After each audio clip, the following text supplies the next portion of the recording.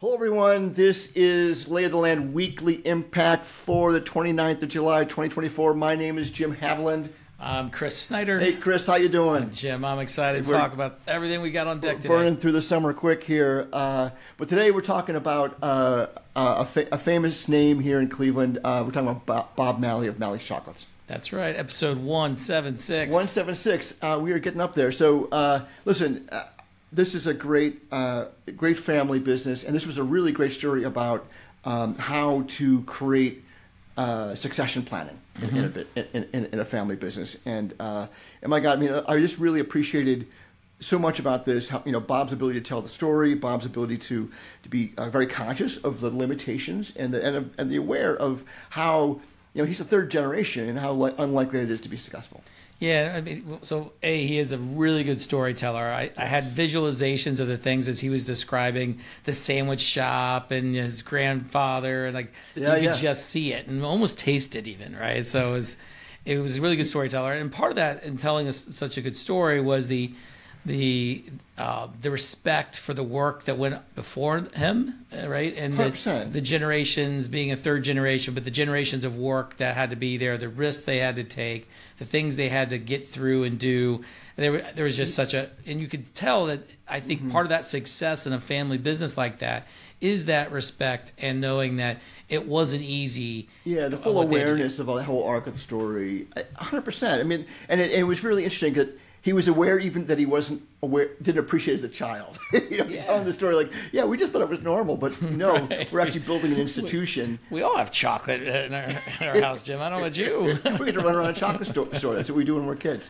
And I think great story about listening to customers. The fact that it's a chocolate shop, not a deli. Mm-hmm. Right, that's a great. It's a pivotal moment, but also, and that became really one of the things I loved. I'm sure you love this too. The Mallee moments. Yeah. Well, the being able to obviously we love to say important things have names. Right, and to recognize that their customers were telling them about an important moment for them, and they turn that into a thing to be recognized and give it kind of its life and its identity. Well, we talk about impact moments, but that is what it is. This is how Mallee's impacted me. It wasn't because I had chocolate. It's because it's the emotional impact of the product had on me, or the fact that you were there, or the fact that it brought back memories. Yeah, and it often, because we use impact moments in kind of the client session work we do, it's when a concept lands, clarity emerges, and then you know what you should do. Yeah. Theirs is a little bit different because the Mallee's moment was often something of enjoyment, right? It's like, sure. Hey, my family did this thing traditionally, and we always had Mallee's chocolates involved, or whatever the case might be. Yeah, well, and I think it talks about what's important about that business, and that just like when we do it with our sessions, it's like this is a moment we have to recognize. We're going to give it a name, and we should recognize it because it matters for how we think in the future. And like I said, his self-awareness and how he represents the self-awareness of the family, even to the point where they have a board selected specifically to keep them on the straight and narrow, which is we don't always pick our boards that way, Kris. Well, no, I think often you see boards and it's around ownership, right? It's not about the respecting of the outcomes of what's getting built. It's like, oh, I own some stock. I'm going to be on your board. And I'm going to tell you stuff. I'm going to tell you some stuff. And I may be connected to the greater good of you and your generations to come, but most of the time I'm not. I may or may not have ever been an operator. Right. And I just really want to maximize my investment, really, right? Right. And I think I don't think their board was about that. I think it was really kind of building the business, thinking about the things that a family business should be aware of, like family in the business and generational outcomes. And you could tell he really goes into the work of challenging these things, challenging the notions that, because we know this well. They're multi-generational businesses. The failures are especially to get to the third generation. I mean, I think he mentioned it. I know I've heard it from my client Mary Cowan, who was on show number 156. She's second generation, but kind of third because the wife took over. Her mom took over first. But she knows she wants to pass off a great business to her third generation. That's why they're doing the work they're doing now with the business operating system. And I know we had Riley Burke on the show too with Burke Enterprises, second generation. But she's being very clear that she has to pick up the mantle of it, and that she has to find her own vision for it, but still be completely honoring what has come before to be able to do that well. 5 I can think of off the top of my head of generational transition businesses where the parent-child relationship, the parent was trying to make the motion to the owner's box and kind of speak, and then you've got the child coming in and trying to figure out what their component, their contribution to legacy. And this is what I thought was important in Mallee's, in my experience as well, is if that child had gone and worked somewhere else, their ability to impact the business, their perspective was shaped by working someplace else. And I'm not saying that's the only path. I'm saying what I've seen in coaching and what Bob was relaying was like, Bob had been away for a long time, right? It wasn't just a hot minute. Well, because I might go a little step further and say, I haven't seen it work well unless you've gone off and do something else for a while. Right. You got to go find your path. You got to be the prodigal son and come back. And then, because that perspective is important.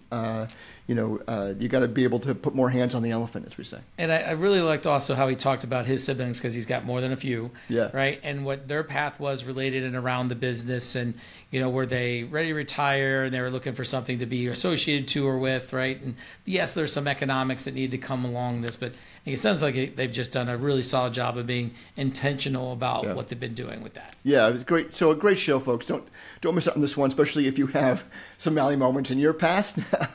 You'll appreciate the stories that go along with it.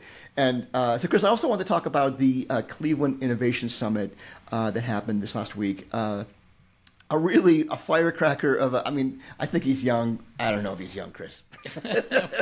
He seems young to me, but he's got it all going on. He's got Justice Mendez of 161 Ventures. They're a VC / private equity special purchase vehicle kind of thing. So they're making things happen for startups.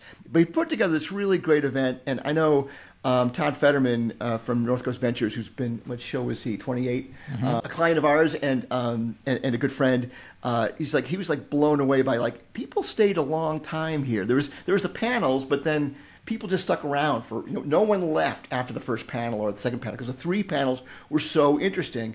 It covered the kind of the economic development part of entrepreneurship in town, which has its own universe, and then the startup part of town. That's where our very own Jeffrey Stern led a panel of people that have been here on the show. Cal from Pandata was on, it's number 60. Dallas Hogginson from Felix, 86. Oh, and then my favorite was Drew Anderson, Mac Anderson from Cleveland Kitchen. He was formerly Cleveland Kraut.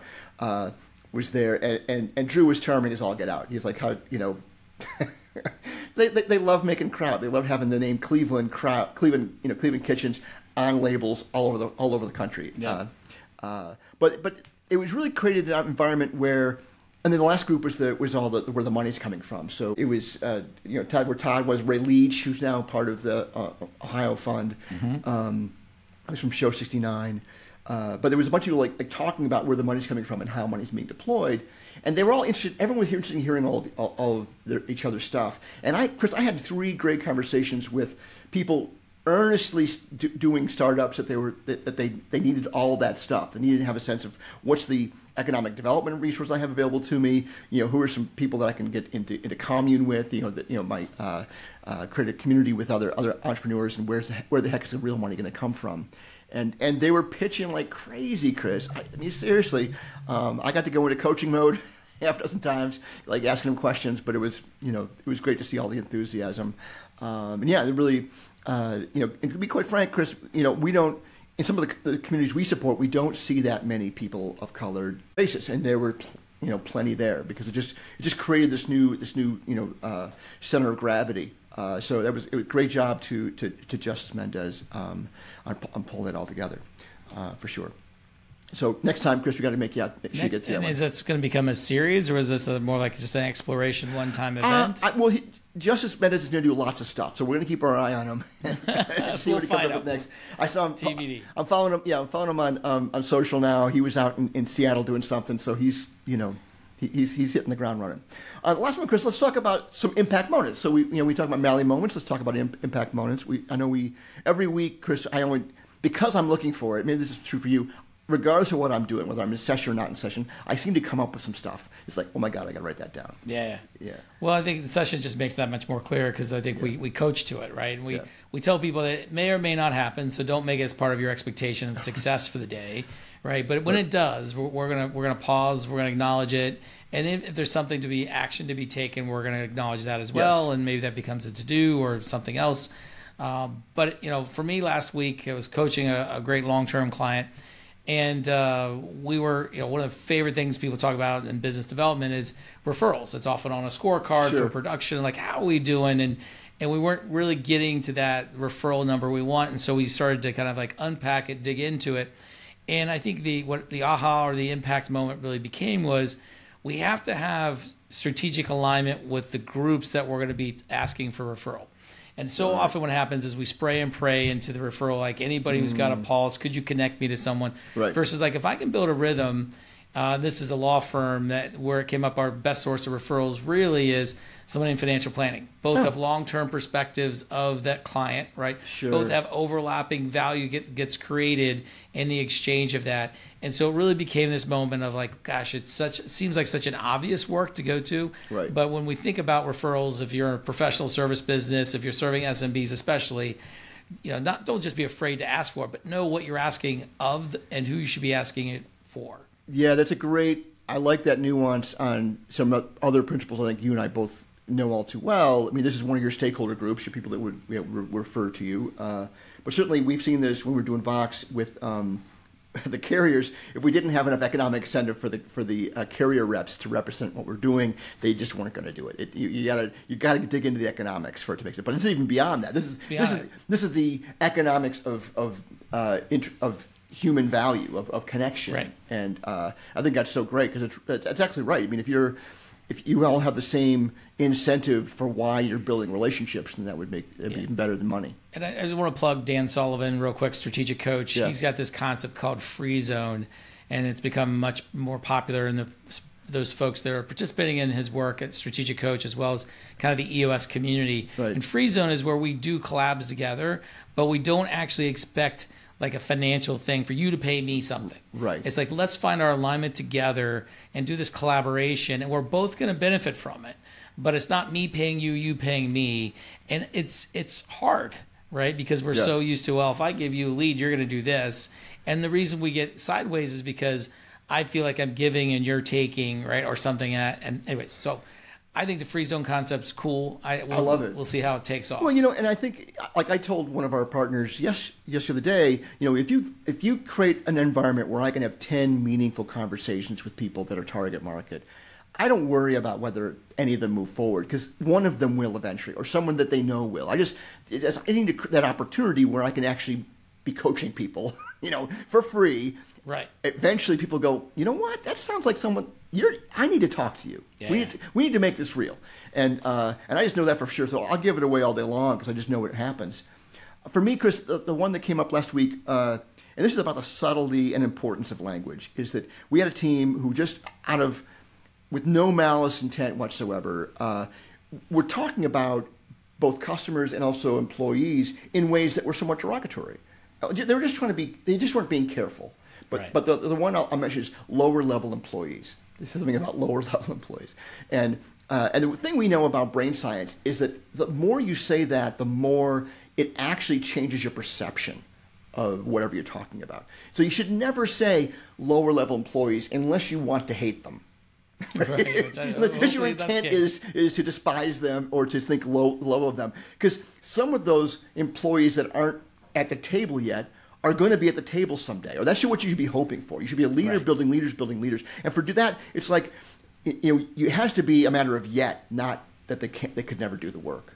Like otherwise, you've made a mistake. You shouldn't have had them in the first place. Right. But when I pointed it out, it was like an aha moment for them. It was like, well, of course we shouldn't say that. Of course, because some of the people in the room were those people not that long ago, and just like, no, but I got here because someone believed in me and they gave me the opportunity. So don't speak ill of your stakeholders because on any of the sides, because it'll change the way you perceive them, and it won't give you the opportunity to have that free zone. Yeah, words matter, and I think even more importantly, and bravo to them, is that they had the ability to recognize what they did, right, and then just change the behavior, modify the behavior, learn from it, and move.